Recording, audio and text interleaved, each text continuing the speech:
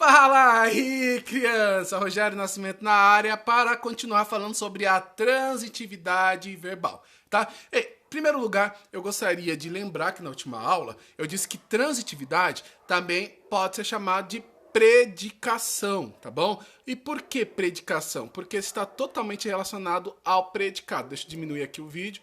Está totalmente relacionado ao predicado. Como assim ao predicado, professor? Muito simples.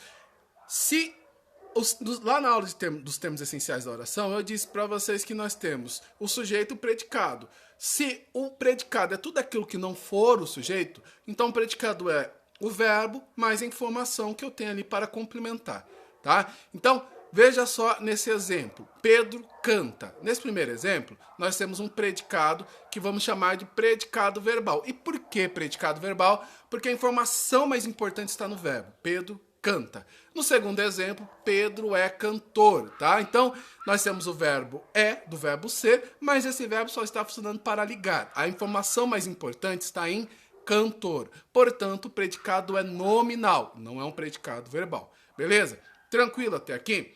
Gente, uma observação bastante importante é que nós temos que tomar cuidado para diferenciar entre o predicado nominal e o predicado verbal, sempre observando o contexto, tá? Veja essas duas frases, aparentemente quanto à estrutura iguais. No princípio, era estudante.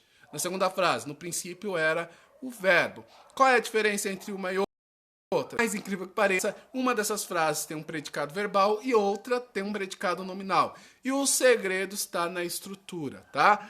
Na primeira frase, nós temos o que lá nos termos essenciais da oração, quando eu ensinei sobre a classificação do sujeito, nós chamamos de sujeito oculto, tá? No princípio, eu era estudante. O sujeito, aqui nesse caso, é a palavra eu, e essa palavra estava oculta. Portanto, o mais importante do predicado, ó, o predicado dessa frase era estudante, o mais importante é a palavra estudante, que é a característica ali do sujeito, ou seja, o predicativo do sujeito, a característica do sujeito, beleza? Já na segunda frase, não, na segunda frase existiu aqui uma inversão dos termos, ó, no princípio era o verbo. Na realidade, lá na estrutura padrão da sintaxe, depois o verbo e depois o complemento, o sujeito dessa frase é o verbo.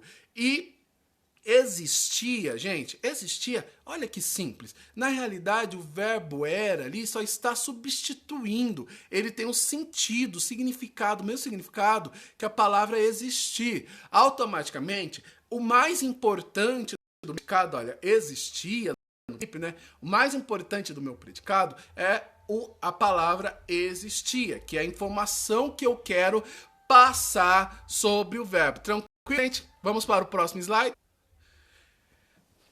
Pausei, voltei o vídeo porque tem um funkeiro passando aí na rua, então fez bastante barulho, mas vamos lá. Continuando.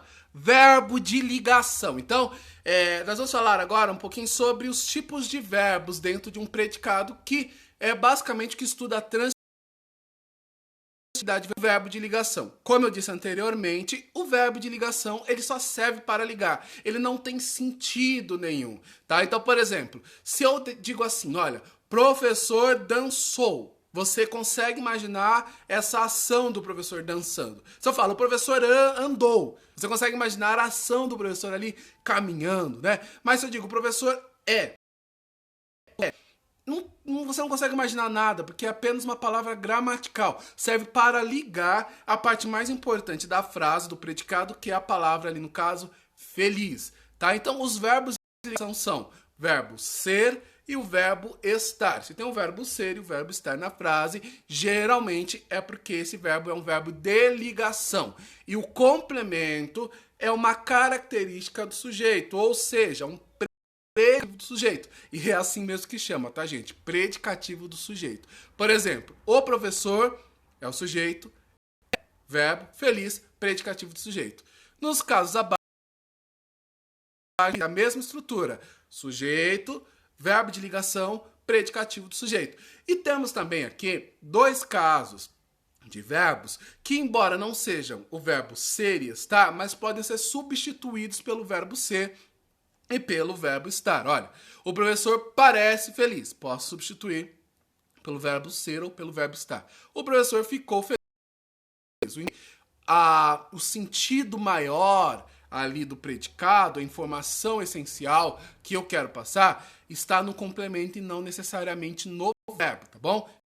Então, também tem o verbo intransitivo, o professor chegou, a criança nasceu, Maria dormiu. São verbos que não possuem trânsito, ou seja, eles têm um sentido tão completo que eles não pedem mais complemento nenhum, automaticamente tem trânsito. Ó, o professor chegou, beleza. Eu posso colocar um complemento? Posso, por exemplo, posso falar assim, ó, o professor chegou atrasado, o professor chegou na primeira aula, o professor chegou na escola, o professor chegou à escola, o professor chegou no carro, né? Mas, nesse caso, eu também não posso falar aqui que esse complemento foi solicitado pelo verbo. Ele vem um complemento aí como um intruso, né, gente? Ele não foi solicitado, não pedimos esse complemento. Por exemplo, a criança nasceu. Mas nasceu hoje, né, no hospital. Então, a gente chama isso de circunstância, de lugar, né? De adjunto adverbial de lugar. A gente vai estudar isso mais pra frente, tá bom? Não se preocupa, não. Tá? Mas tem adjunto adverbial de tempo. A criança nasceu hoje. A criança nasceu às 2 horas. Tá bom, gente? Mais pra frente a gente estuda isso daí. Maria dormiu. Precisa colocar algum complemento? Alguém chega na sua casa e fala, cadê a Maria? Você vai falar assim, Maria dormiu. Então, não tem complemento nenhum, tá bom? Existe também o verbo transitivo e esse já precisa de um complemento. Então, por exemplo, verbo transitivo direto. Nós encontramos o quê? Encontramos a aula perfeita. Indireto. Concordo com você. Ok? Agora eu pergunto para vocês, qual a diferença entre as duas frases? É simples, gente, é simples demais. Na primeira frase, quando eu digo nós encontramos, eu pergunto, quem encontra algo, tá? Então veja, essa palavrinha algo para responder aqui, essa minha pergunta, está ligada diretamente ao verbo, vem diretamente depois do verbo, encontra algo. Agora, quem concorda com alguém. Então, para responder aqui essa minha pergunta, esse meu joguinho aqui nas palavras, quem concorda com alguém. Eu precisei de uma preposição. Tá bom, gente? Aí você vai falar assim pra mim, professor, agora complicou minha vida, porque ali em cima tem o a. E o a é um artigo. Mas como eu vou saber se é um artigo ou se é uma preposição? Ora, gente, se você não souber se a acontece, dá um branco na hora, você precisa tentar para a pergunta, tá? Quem encontra algo. E o que é esse algo? A aula perfeita. Tá bom? Então, esse primeiro verbo é um verbo transitivo direto. Ele não exige preposição para responder. O segundo é um verbo transitivo indireto, ou seja, que exige para se dar aqui essa resposta. Beleza? Vamos continuar? Existe ainda o verbo chamado verbo transitivo direto e indireto, que possui ou que exige um complemento ligado diretamente e um complemento diretamente, ou seja, ligado com uma preposição. Olha, ela escreveu. Quem escreve algo. Então esse verbo é um verbo transitivo direto e indireto. Ela escreveu algo.